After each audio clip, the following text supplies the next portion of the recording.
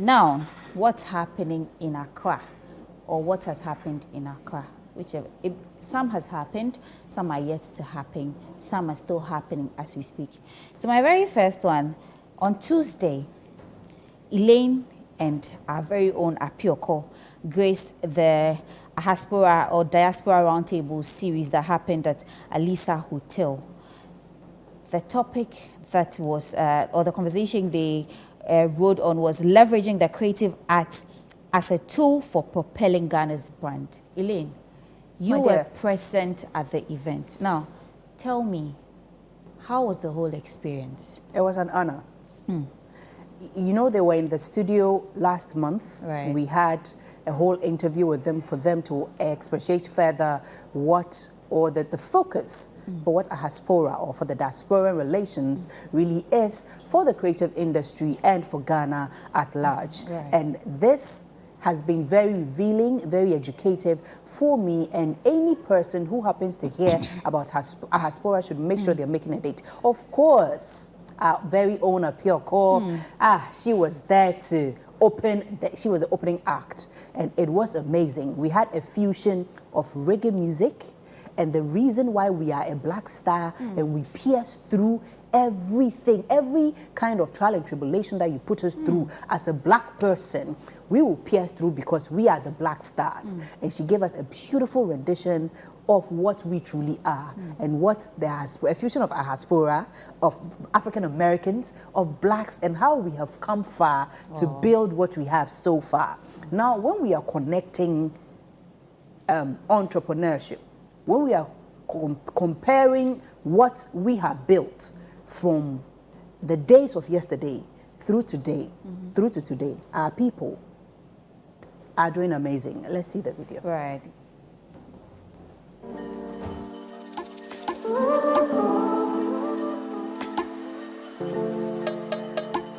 Ago. I'm the royal town crier. I'm the queen of my poetic woman queendom. I'm the goddess of poetic African savannas, jungles, rivers, and oceans. I am the lioness, I am the tigress, and I am the Ghanaian mermaid. I'm the matriarch of modern poetic nations. I'm poetry incarnate. And my pen fears no man, no woman, no child, no beast, no plague. Forget the muse. I am the muse.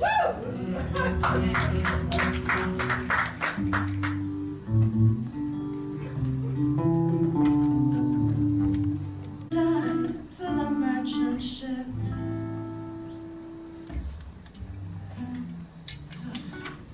Beneath the wide expanse of the Saharan sky, where the echoes of the past blend with whispers of the future, Ghana stands, a beacon in its heartbeats, rhythmic and bold. Shadows, trapped in trapped rays of darkness, but out of the shadows of darkness we scream, because we are many black stars which culminate into one enormous black star, and our black stars' 5 points, they are daggers that know how to fight overpowering shadows and to pierce through suffocating darkness. Hello, good evening.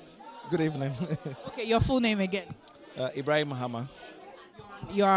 I'm a visual artist. I live in Tamale, and I have a studio there called Red Clay. Diaspora and Diaspora roundtable conversation that we've had today. My major question is, how are we going to incorporate this, especially for the curriculum, for our younger generation, not to miss out on what they would want to be pertaining to our art? I think that art can come from anywhere, you know. It can come from someone who is studying science, someone who's studying art, either the general arts or the visual arts, or even home economics or whatever. There's creativity in all the things that we do. So certainly I would love to see the programs that we read at the senior high school a lot more open. Even when it comes to the arts, the curriculum is still closed. You wouldn't find people using photography as a medium, or oil paint, or watercolor or gouache or charcoal. Mostly it is pastel colors. So there's a limitation to even imaginative forms that can be built out of it. I went through that system, but I've also met other artists in other fields who were scientists and others who came into art and actually opened up art exponentially. Because a lot of the work that I do has to do with engineering, working with airplanes, trains, and all these other things. So certainly, I think that when we make the curriculum a lot more open and allow for people who are in science to know that the people who are doing art as we say in Ghana, they always say that, oh, the people who are not very, those that don't do well in school, like they're the ones that do arts. But it's rather the opposite, because sometimes in order to be imaginative, you have to be out of this world. And when you're out of this world, they think that you're crazy. And once they think that you're crazy, then you are condemned. So I think that we have to be able to open up the way we look at artists or art in general, and not think of it as something that is stuck to the visual art. We have to find it in all the other programs. What does the future of art hold for us as a country, especially economically? It's enormous. It's enormous, actually. There's so many artists in Ghana. One of them is Amoako Boafo, who is doing very well internationally, and many others. I wouldn't even count myself, because, of course, a lot of people are familiar with the work that I do now. But certainly, I'm not even talking about monetary things in terms of money. I'm talking about it in terms of value, in terms of work. Because a lot of these artists' works, when we have institutions that actually work, that preserve the legacy of the work that these artists make, in the next 20, 30, 50, 100 years to come, that will become a new economical power. When you go into the West and other places, institutions are investing into arts. You go into France and all these other countries, they're investing into building institutions that actually allow them to be able to build these economic powers in the future. But when it comes to here, there are still those limitations. And I think the government has to, I think it has to be open enough to be able to work with people from diverse fields that actually work on a long-term basis. There are people who are working only looking at results in the next, let's say, 50, 100 years. You would ask yourself, is that reasonable? Because we want to see things work in our lifetime, but life doesn't even happen that way. Even the earth that we live in took 4.5 billion years for it to afford us the space that we're in here now. So we have to be able to think in the long term. And when we do that, that's when we can actually gift the generations that come ahead of us something proper. What would you tell your younger self? Oh, not to worry and then keep doing what is doing. I think I was a bit hard on myself. I was a bit too strict on myself as a younger person. I think I would have had a bit more fun as a younger person.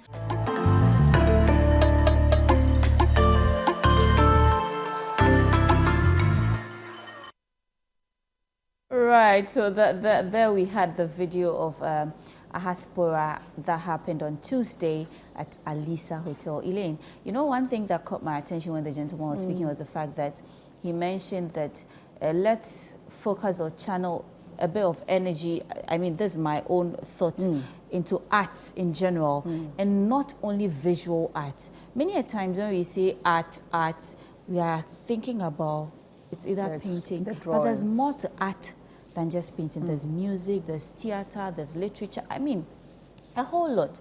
So I would really applaud him for that. That was a great conversation. Yes, great conversation, great interview, and then beautiful event. And Apioko's poetry. God, she ate as always. So that's what we had. Elaine's experience from the diaspora conversation. Elaine.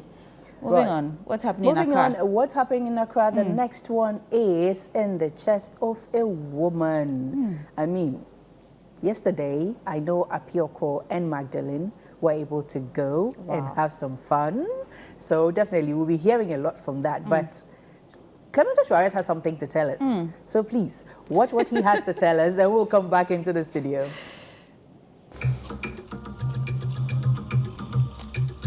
Yeah. Theater season is upon us.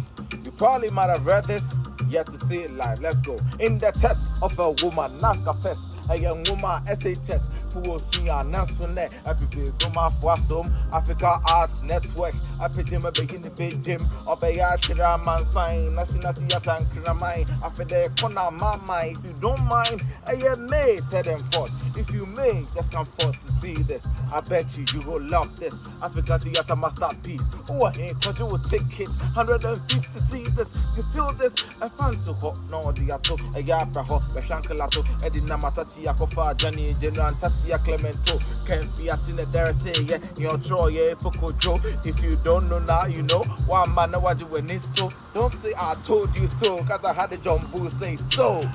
In the chest of a woman. No, the and then the 150 Ghana Cedi.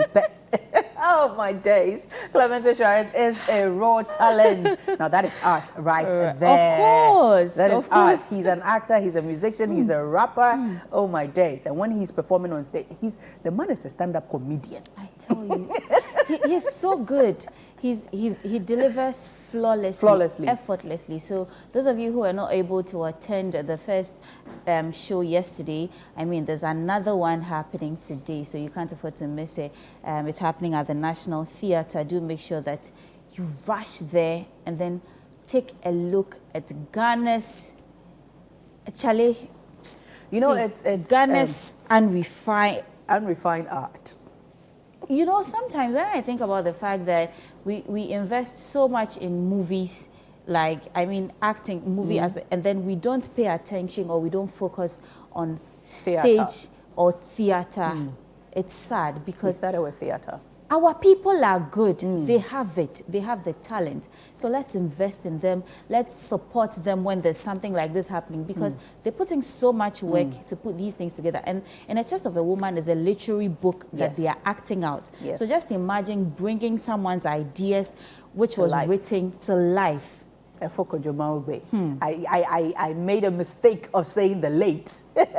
And although he has passed on, his legacy is still living on through our art, through our creativity, through everything that we, even when you are speaking the lines, you know that there's reality in the lines that he wrote for us. I have had the privilege of working with Efoko Jomaugbe before, working with Ken Fiati, and being on the National Theatre stage. Theatre, trust me, is everything because it's from your hair to your very toe. Because every part of your body is engulfed in what you are doing. And it makes your senses super, super sharp because you have a whole script this big. You need to memorize. And you need to memorize everything into your head and come and deliver. Bring it out. It's a make-believe. So let's not forget our theater. That is where some of us started and that is where it has made us who we are now. So let's sell Ghana. That's what I want us to know. So the show is happening today. It happened yesterday, but if you missed out, you can't afford to miss out today's edition, which is happening at the National Theatre. And it's 4 p.m. and 8 p.m. each day. You can grab a ticket for 150 Ghana cedis only, and then go and watch Ghana's refined art, bringing all the artistic features into play.